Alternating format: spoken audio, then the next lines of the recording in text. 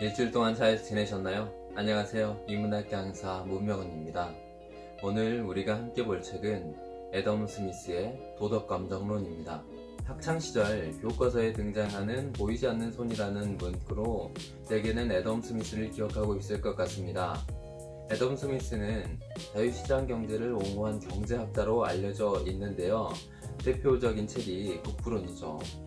거기서 보이지 않는 손이라는 개념을 통해서 개인의 이기심이 어떻게 사회적인 부로 연결되는지 잘 설명하고 있습니다. 대부분 애덤 스미스의 대표 저작을 국부론이라고 꼽을 겁니다.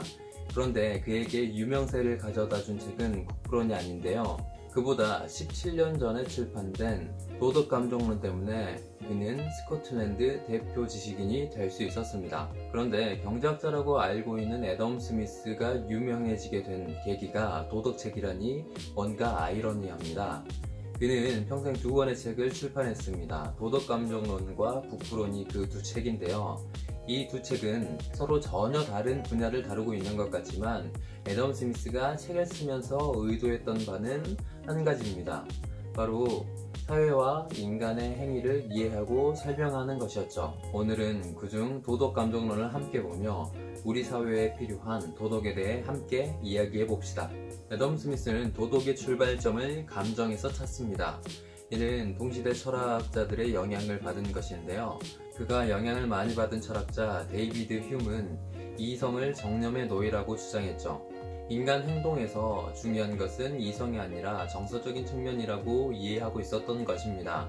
애덤 스미스는 인간의 감정이 크게 두 가지 방향을 향하고 있다고 생각했습니다. 첫 번째는 인간 개인의 자기 보존을 위한 것이고 두 번째는 타인과의 연결을 위한 것입니다. 이를 위해서 인간은 타인을 이해하고 타인에게 공감할 상상력을 발휘하게 됩니다. 상상력을 통해 우리는 스스로를 그의 처지에 바꿔놓고 스스로 모든 동일한 고통을 겪는 것처럼 상상한다. 말하자면 타인의 신체에 들어가서 어느 정도 그와 동일한 인물이 된다. 애덤 스미스가 봤을 때 도덕에서 가장 중요한 요소는 타인을 이해하고 타인에게 공감할 상상력입니다. 이 능력을 그는 동감 능력이라고 불렀죠. 그런데 동감은 단순히 감정이입을 의미하지는 않습니다. 그 상황을 이해하고 판단하는 것까지 동감에는 포함되어 있는 것이죠. 가령 4, 5살 정도 되는 아이가 키우는 개에게 간식을 빼앗겨 울고 있다면 우리는 그 아이의 억울함에 동감할 수 있을 겁니다. 그런데 같은 상황에서 어른이 울고 있다면 어떨까요? 우리는 그 어른에게 동감할 수 있을까요? 애덤 스미스는 상황과 맥락에 맞게 감정이 갖고 있는 적정성을 판단할 수 있는 능력이 우리에게 있다고 생각했습니다. 행위와 상황의 적정성을 판단하는 감각을 우리는 경험을 통해서 배웁니다. 성장하면서 적합성과 부적합성, 균형과 불균형, 미덕과 악덕을 판단할 수 있는 기준을 습득하게 되는 거죠. 거짓말은 부도덕하고 도둑질은 범죄입니다. 타인을 배려하는 행위는 미덕이고 타인을 위해 자신을 희생하는 것은 숭고하죠. 사회 속에서 타인과 소통하는 과정에서 개인은 가상적이지만 보편적인 판단 기준을 갖게 됩니다. 이 가상적인 기준을 애덤 스미스는 공평한 관찰자라고 부르는데 이 공평한 관찰자 기준을 통해서 개인과 타인의 행동 그리고 상황을 판단하게 되는 것이죠. 우리는 모든 공정하고 불편부당한 관찰자가 우리 자신의 행위를 검토하고자 하는 방식대로 자신의 행위를 검토하려고 노력한다. 만일 우리 스스로를 공정한 관찰자의 상황에 위치하고 우리의 행위에 영향을 준 모든 열정과 동기에 완전히 공감한다면 우리는 이 가상의 공정한 재판관의 승인에 동감함으로써 우리의 행위를 승인하게 된다. 만일 그렇지 않다면 우리는 이 공정한 재판관의 부인에 공감해 우리의 행위를 비난하게 된다. 공정한 관찰자라고 하니 뭔가 정의롭고 합리적인 판단 기준이 생긴 것 같습니다. 그런데 우리는 도덕적인 판단에서 끊임없이 갈등하게 됩니다. 어렸을 때 거짓말과 도둑질은 나쁜 것이라고 배웠습니다. 그런데 멀리 계신 어머니에게 걱정 끼치기 위해서 자신이 아픈 것을 숨긴다거나 조카를 위해서 빵을 훔치는 장발장의 행위를 무작정 도덕적이지 않은 행위라고 단죄할 수 있을까요? 사람마다 그 행동의 도덕성을 다르게 판단할 겁니다. 혹자는 부모님에게 걱정을 끼치지 않기 위한 목적이었더라도 거짓말을 해서는 안 된다고 이야기할 것이고, 혹자는 그런 상황에서는 거짓말을 하는 게 당연하다고 생각할 테죠. 또 장발장에 의해서 혹자는 어린 조카들을 위해서 어쩔 수 없이 빵을 훔쳤기에 그 행위는 용인될 수 있다고 주장하는 반면에, 절대로 도둑질을 해서는 안 되기에 그 행동은 처벌받아야 마땅하다고 주장하는 사람들도 있을 겁니다. 이렇게 도덕적인 판단에서 차이가 나는 이유는 무엇일까요? 애덤 스미스는 개인을 둘러싼 환경과 생활습관, 감수성의 차이가 도덕적인 판단의 차이로 이어진다고 이야기합니다.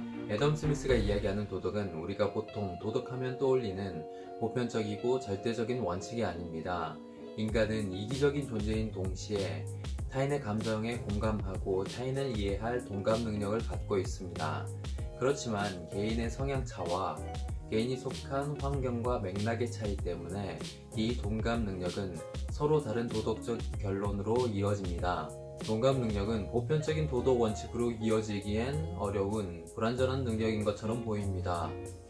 모두가 동의하는 일치된 도덕적인 판단은 불가능하며 그것이 인간의 한계입니다. 그렇다고 타인에게 공감하고 타인을 이해하려는 노력이 불필요한 것일까요?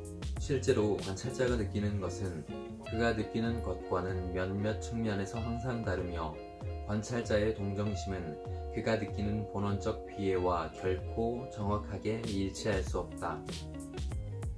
왜냐하면 동감적인 감정이 비롯되는 상황의 교환은 상상에 의한 것일 뿐이라는 은밀한 내면 의식이 그 감정의 강도를 낮출 뿐만 아니라 어느 정도는 그 유형까지도 변화시켜서 완전히 상이한 변이를 초래하기 때문이다.